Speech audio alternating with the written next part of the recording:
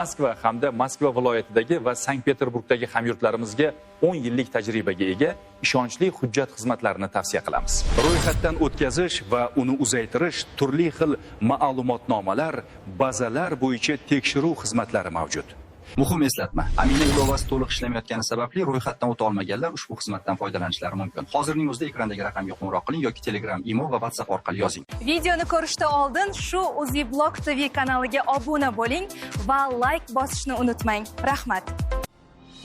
Rossiya tomonidan Donetskning Ukraina nazorati ostidagi qismiga berilgan zarba oqibatida 7 kishi halok bo'ldi. Bu haqida Donetsk viloyati harbiy ma'muriyati rahbari Vadim Filashkin ma'lum qildi.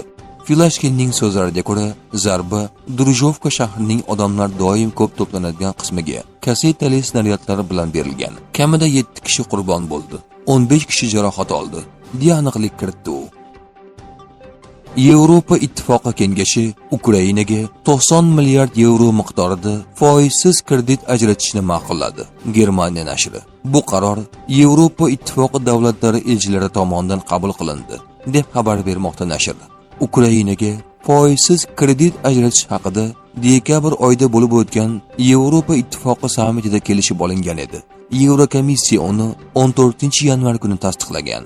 Mablag'ning 3dan 1 qismini Ukraina budjetini qo'llab-quvvatlashga, qolgan 60 milliard yevroni esa harbiy yordamga yo'naltirish taklif etilgan. Mablag'lar 2026-yilning 1-choragida Kiyevga yuborilishi rejalashtirilgan, deb yozmoqda Germaniya nashri. Vladimir Putin Xitoy rahbari Si Jinping bilan video muloqot orqali suhbatlashdi. Kreml. Rossiya rahbari Moskva hamda Pekin o'rtasidagi munosabatlar barcha sohalarda mustahkam va izchil rivojlanib borayotganini ta'kidladi. Shuningdek, Putin Si Jinpingni Rossiya va Xitoyning har ikki davlat xavfsizligi va farovonligini ta'minlashga qaratilgan sa'y harakatlarini qat'iy qo'llab-quvvatlashga ishontirdi, deyiladi Rossiya rahbarining matbuot xizmati bayonotida. Rossiya zarbalaridan keyin Kiyevda 1100 ga yaqin uy issiqlik ta'minotsiz qolmoqda, dedi Vladimir Zelenskiy. Ukraina rahbarining so'zlariga ko'ra, Kiyevda energetika obyektlariga berilgan Rossiya zarbalari oqibatlarini bartaraf etish ustida 200 dan ortiq avariya brigadalari ishlamoqda. Ma'lum qilinishicha, Kiyevdan tashqari hozirda elektr va issiqlik ta'minoti bilan bog'liq murakkab vaziyat Kiyev, Xarkov, Sumy hamda Poltava viloyatlarida kuzatilgan. Tramp ma'muriyati Rossiya bilan savdo aloqalarini yo'lga qo'yish Ukraina inqirozini hal qilish kafolati deb hisoblaydi, deb ma'lum qildi ommaviy axborot vositalari. Ukraina bilan tinchlik kelishuviga erishish uchun barcha eshiklar ochiq, dedi Rossiya rahbarining matbuot kotibi. Dmitriy Peskovning ma'lum qilishicha, Kiyev tomonidan tinchlik kelishuvi bo'yicha tegishli qarorlar qabul qilinmagan. Shu sababli Rossiya Ukraina hududidagi harbiy harakatlarni davom ettirmoqda. Rossiya matbuot kotibining boshqa bayonotlari. Kreml bugun Abu Dabida xavfsizlik masalasi bo'yicha 3 tomonlama guruh ishining yakunlari yuzasidan hech qanday bayonot e'lon qilmaydi. Yevropa Ittifoqining ko'pchilik davlatlaridan farqli o'laroq Rossiya uchun Arktika mintaqasi bevosita tegishli hisoblanadi, dedi Dmitriy Peskov. Si Jinpingning harakatlari Washingtonda xavotir uyg'otmoqda. New York Times. AQSh razvedka tahlilchilari fikriga ko'ra, so'nggi yillarda Xitoy yetakchisi Si Jinping ortiqcha shubhali va xavotirli qarorlar qabul qilmoqda. New York Times qayd qilishicha, tahlilchilar buni Xitoy armiyasining yuqori qo'mondonligi tarkibidagi tozalashlar bilan izohlamoqda. Washingtonda bu vaziyat katta xavotir uyg'otgan, chunki Si Jinping dunyoning eng qudratli armiyalaridan biriga qo'mondonlik qiladi. AQSh hukumat uchun bu jarayonning sabablari va oqibatlarini tushunish nihoyatda muhim, deyiladi xabarda. Pentagon 2027-yilgacha bir necha 100 ming dona dron kamikadze zaxirasini yaratishni rejalashtirmoqda. Bu haqida RIA Novosti o'z ixtiyoridagi hujjatlarga tayanib xabar bermoqda. Ma'lum qilinishicha, Pentagon uchuvchisiz uchish apparatlarini sinovdan o'tkazish uchun 25 ta kompaniyani, jumladan Ukrainaning 2 ta kompaniyasini ham taklif qilgan. Dastur tezkor joylashtiriladigan va nisbatan arzon uchuvchisiz uchish apparatlaridan iborat arsenal yaratishni nazarda tutadi. Eron bilan muzokaralar davom etmoqda, dedi Amerika rahbari. Donald Trampning so'zlariga ko'ra, Ayni damda AQSh Eron bilan muzokara olib bormoqda. Eron biz bilan muzokara o'tkazmoqda. Ular nimadir qilmoqchi va biz ko'ramiz. Natija bo'ladimi yoki yo'q.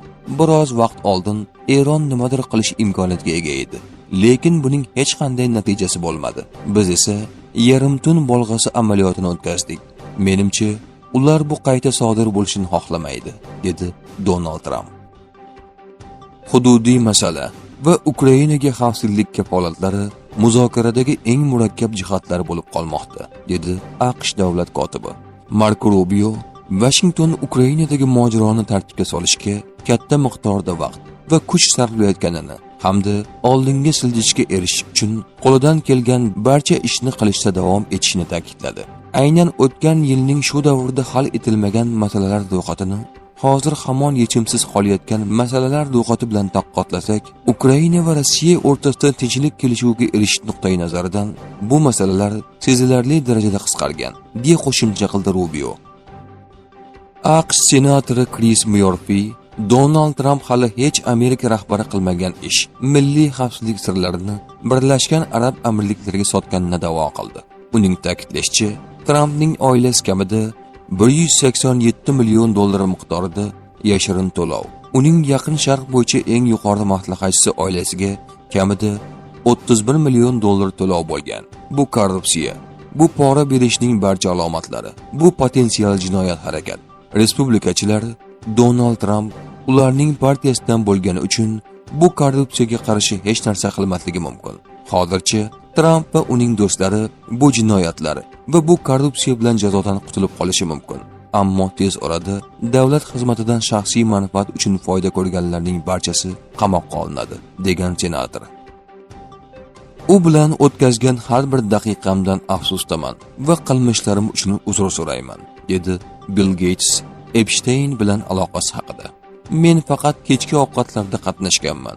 Men hech qachon orolga bormaganman. Uning ayollari bilan hech qachon uchrashmaganman, deya qo'shimcha qildi u. Epstein Putin va Rossiyaga ishlagan, dedi Polsha bosh vaziri. Polsha bosh vaziri Donald Tusk Epstein fayllarida Rossiya rahbari Vladimir Putinga bevosita aloqador 1000 dan ortiq hujjat, Moskva bilan bog'liq esa 9000 ta hujjat borligini aytgan. Epstein barcha hujjatlarni arxivlagan. G'arbning nufuzli yetakchilarini, prezidentlar, bosh vazirlar va dunyodagi eng yirik kompaniyalar rahbarlarini tasvirga tushirgan. Ekspertlar bu Rossiya KGBsi tomonidan oldindan rejalashtirilgan amaliyot, ya'ni asal tuzog'i, shirin o'lja, asosan AQSh boshchiligidagi g'arb elitalari uchun qo'yilgan tuzoq bo'lish ehtimoli juda yuqori degan fikrga kelmoqda, degan Donald Tusk. AQSh ma'muriyati Eron bilan muzokaralarni Ummonda o'tkazilishiga rozilik berdi. Muzokaralar juma kuni bo'lib o'tadi. Axios Oq uyning xabar berishicha, AQSh harbiy kemasiga yaqinlashgan Eron dronining urib tushirilishi bilan bog'liq hodisaga qaramay, Washington va Tehron o'rtasidagi muzokara shu hafta oxirida o'tkazilishi rejalashtirilgan.